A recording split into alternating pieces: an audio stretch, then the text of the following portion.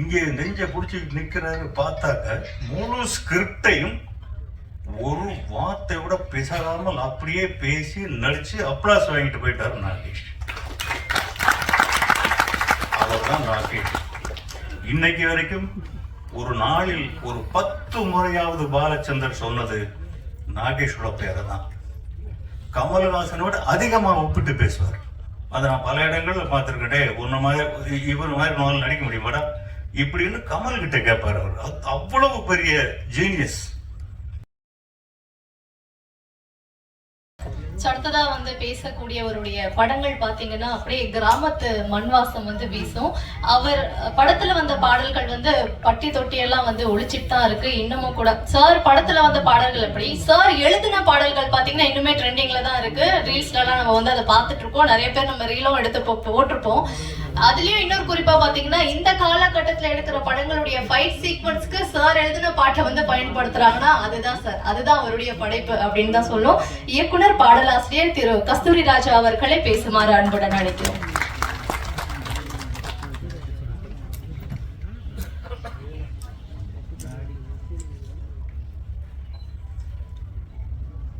Media நண்பர்களுக்கு வணக்கம், பத்திரிகை நண்பர்களுக்கு வணக்கம். எங்களை வாழ வைத்துக் கொண்டிருக்கும் கடவுள்களாகிய உங்களுக்கு மறுபடியும் நான் கேட்டுக்கிறது என்னன்னா, அடிக்கடி நாம சந்திக்கிறோம், எத்தனை தடவை பார்த்தாலும் சலிக்க மாட்டேங்குது. இந்த படத்தை பத்தி ஏதாவது எழுதுங்க, தப்போ ரைட்டோ. எங்களை மாதிரி யாராவது வந்து சொன்னா ஏதாவது எழுதுவீங்க அப்படின்னு தான் இந்த மாதிரி ஃபங்க்ஷனுக்கு வர்றோம். இந்த ஃபங்க்ஷனுக்கு நான் வந்ததுக்கு பல காரணங்கள் இருக்கு. அதுல முதல் காரணம் அவர் இங்க வரல நினைக்கிறேன். வஜ்ரவேலு நம்ம இயக்குனர் பாஸ்கருடைய சித்தப்பா. ஒரு காலத்துல எனக்கு அவர் கார்டியனா இருந்தது. இந்த நாட்டுப்புற பாட்டு ஒத்தருவாத்தாருன்னு இன்னைக்கு கூட இந்த அம்மா சொன்னாங்களே அந்த பாட்டு, அந்த படம் முடிக்கிறதுக்கு ஃபினான்சியல் ஹெல்ப் பண்ணார். அவர் பண்ணல, ஒரு இடத்துல வாங்கி கொடுத்தார். அன்னைக்கு அது ரொம்ப பெரிய, இன்னைக்கு அவர் வருவார், அவருக்கு மேடையில் ஒரு துண்டு போட்டுடலாம் அப்படின்னு நினைச்சேன், அவர் வரல.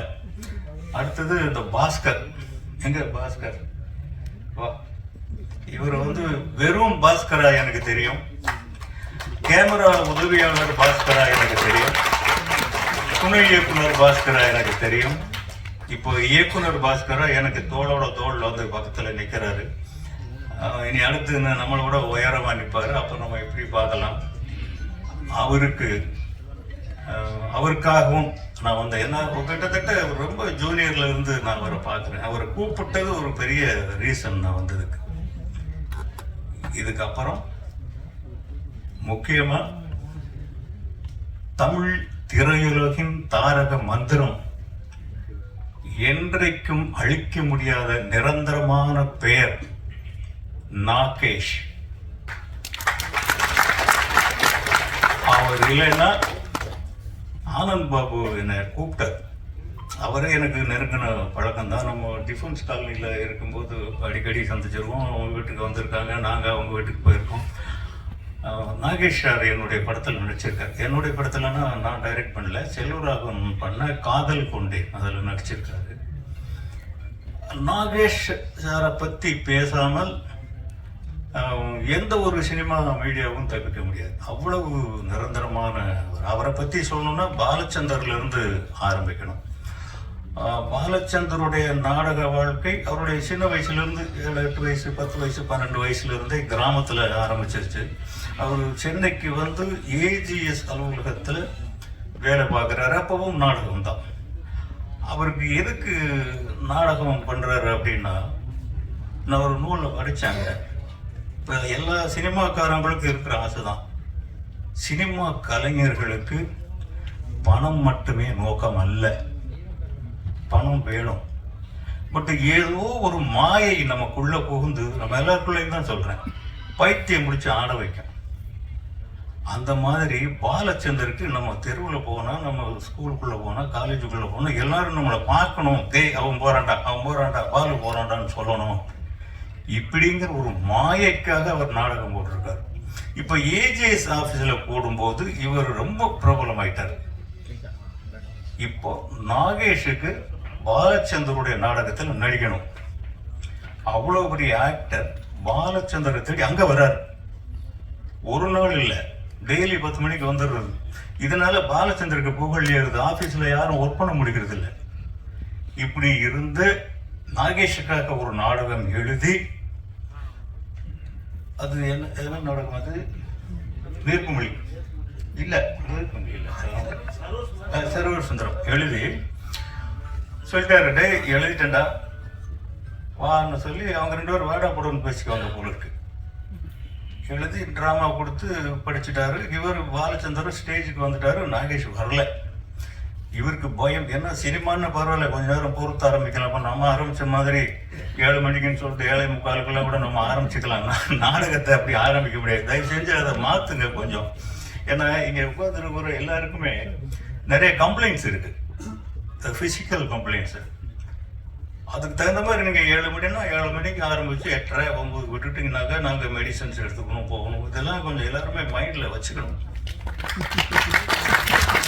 இப்போ பாலச்சந்தருக்கு வேர்த்து கொடுத்து மணி அடிக்கிறது அவர் தான் அடிக்கணும். இப்போ நாகேஷ் இன்னும் வரல. எப்படி மணி அடிக்கிறது? ஆடியன்ஸ் எல்லாம் எதிர்பார்த்துட்டு இருக்காங்க. எப்பவுமே பாலச்சந்தருடைய டிராமா, எல்லா டிராமாவுமே ஹவுஸ்ஃபுல் தான், எல்லாமே பாப்புலர் தான். இப்போ நாகேஷ் வரலன்னா வேற வழி இல்லாம 1 மணி அடிக்கிறார். அடிச்சோடனே ஒரு பறக்க ஓடி வந்து கட்டி பிடிச்சுக்கிறார். பாலு போச்சுடா, என்னடா போச்சுடா? நீ ஃபுல் ஸ்கிரிப்ட் கொடுத்தியா?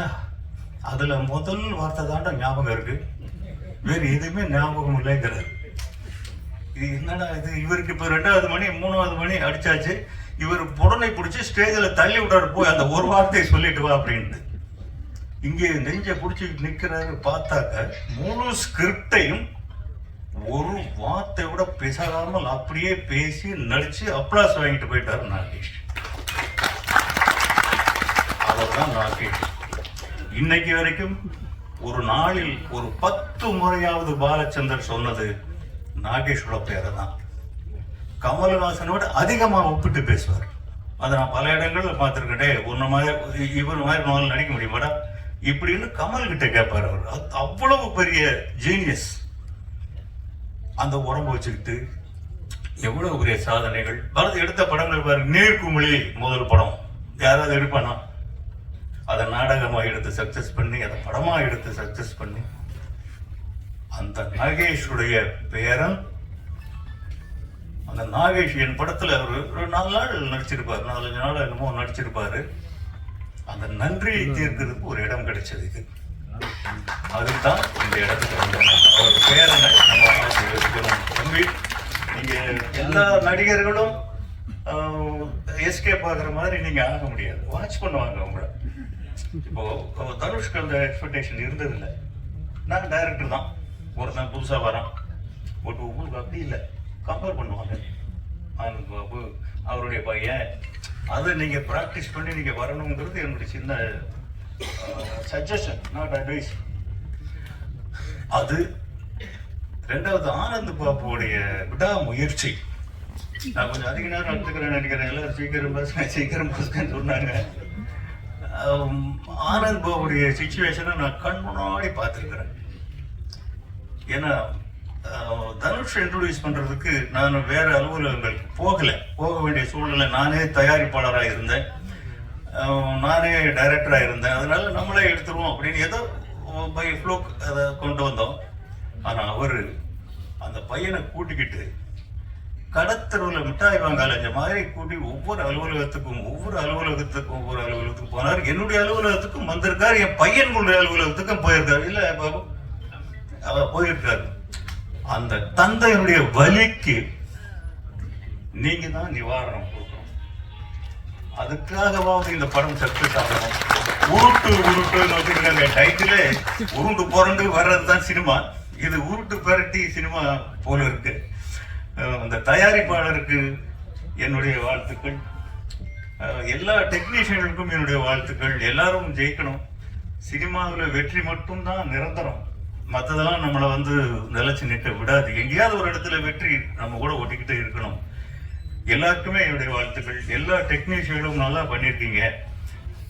மறுபடியும் பத்திரிகையாளர்கள் தான், தயவு செஞ்சு இந்த படத்தை பத்தி எழுதுங்க. நீங்க நல்லா எழுதுங்க, நான் சொல்ல வரல. தப்பா எழுதுனா தான் சீக்கிரம் படிப்பானுங்க விரும்பி. அப்படி கூட எழுதுங்க, அதுக்காக தான் வந்திருக்கோம். நீங்க தயவு செஞ்சு எழுதுங்க. நன்றி, வணக்கம்.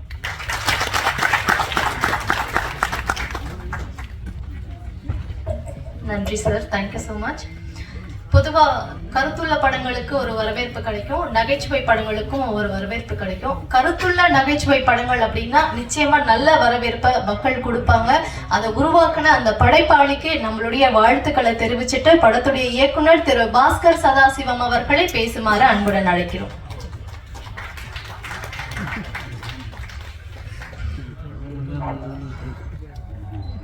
ஆனா மகேஷ், நான் கொஞ்சம் மேல வாங்க, உட்காருங்க ப்ளீஸ். இங்கு வருகை தந்திருக்கும் பத்திரிகையாளர்கள் அனைவருக்கும் மனமார்ந்த நன்றியை கூறிக்கொள்கிறேன். இல்லை பேசுனதில்லை சார், தப்பா நினைச்சுக்காதீங்க.